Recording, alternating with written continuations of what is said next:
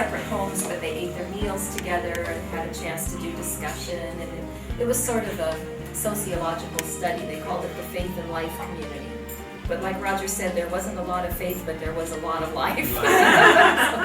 And it turned into more of a social action, anti-Vietnam War, politics, getting out the vote. It was not at all Christian. It was more of a social causes.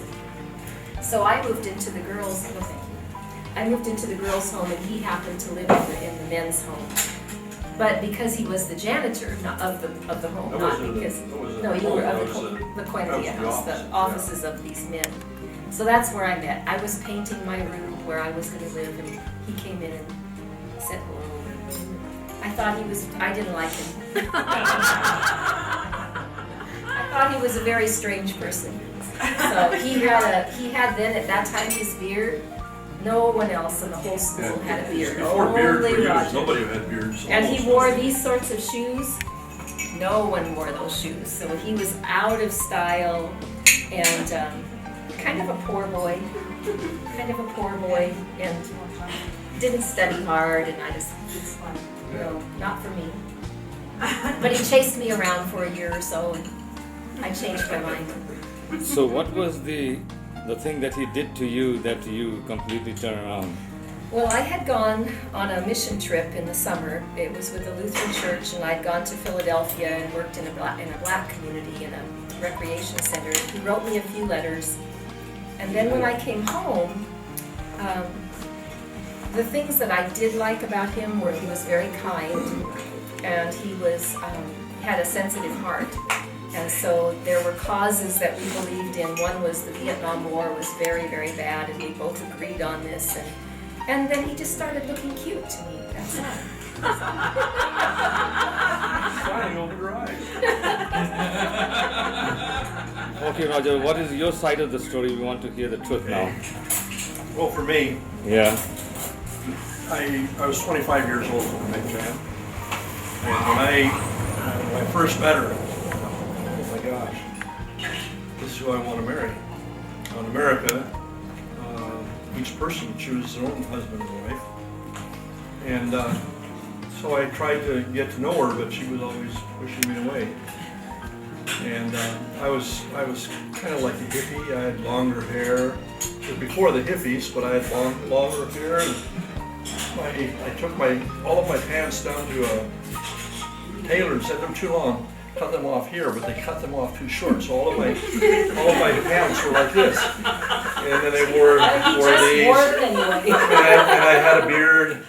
And I think I had 37 shirts, but I didn't like to iron, so they were always in a pile. So I only wore a white T-shirt, and that's what I wore to class, wore everywhere.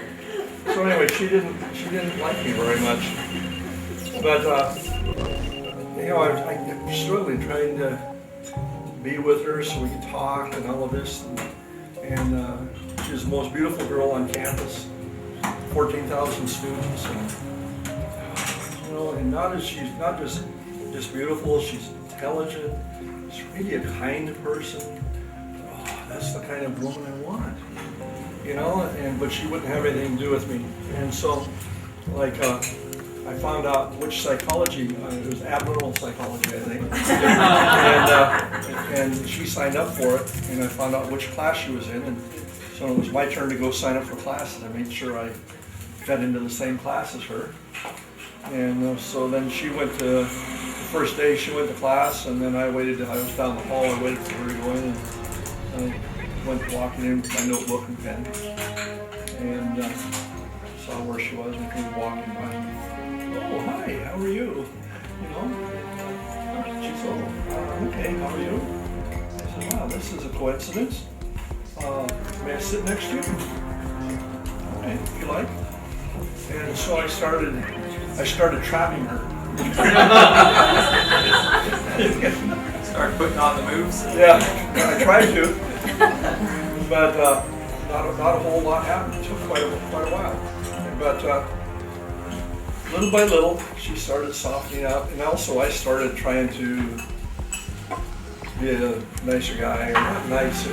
I always cared about people. I didn't hurt people. I didn't want to, I was kind to people, but I didn't care about classes. I skipped a lot of my classes. She used to tell me, why don't you drop out of college? You're wasting your money. You don't even go to class. I'm enjoying it. I play cards all the time. But so I tried to do better. And she started, her heart started softening a little bit. And one time I just said, okay, I'm just going to have to take a risk. I told her that I loved her. And she said, oh, okay, I love you too. She said, you do? She said, yes, I love Dave, and I love Jim, and I love, she said, I love all of my brothers. I don't want to be your brother. I want to be your husband. It was just terrible. And I just went home so depressed. Because I went from a high to a big low, and, but anyway, we started getting to know each other a little bit. I would try to arrange for times when we could be together, when we're studying, or, she had a job at the library then, and so then I'd find out what night she's working, so I'd go study in the library. And finally, I was afraid to ask her if she would marry me, even when things were going very, very well. I was so afraid that she would say, no, I will never marry you. I was scared that she would reject me. And so I couldn't ask her. I couldn't ask her if she would marry me. And we were together, and she asked me she told me, I think we should get married. And then I was kind of ashamed because she said it, not me. Because the man is supposed to propose. But I was a big coward. I was afraid that she would reject me if I asked her. And so anyway, and in fact, the truth is, I thought maybe she was kidding. Maybe she's just joking. And that night was terrible. I couldn't sleep all night long. Because I thought when I see her tomorrow, she'll say, no, I was just joking. I don't want to marry you. But when I saw her and she came running up, she said, oh, it's so good to see you. And I could see it was true. It was in her heart. It really showed. She meant it. And so we got married. And that was the beginning. There's some things that were kind of hard. I didn't used to even buy the books. In university, you have to buy your own books, but I always saved money by not buying the books. And then I would go and borrow them from friends. And when we got married, about the first week, it was during the school year that we got married, we got moved into this house, and she looked at me and said, where's your books? I don't have any books. You don't have any books? What do you mean? And so she made me go out and buy the books. And so I bought the books and I put them on the shelf. I said, books don't belong on the shelf. You have to read them. And then she told me, you need to read your lessons before the professor lectures. And then you'll understand so much.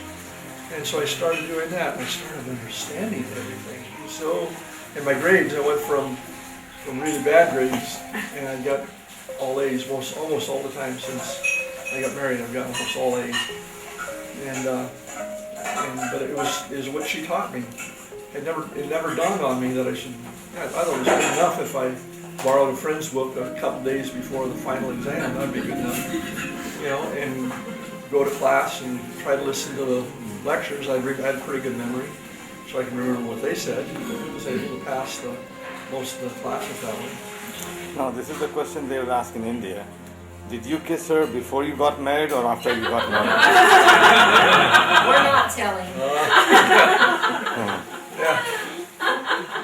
Well, I can't answer that question either, but I will say that there were times when my lips were sore.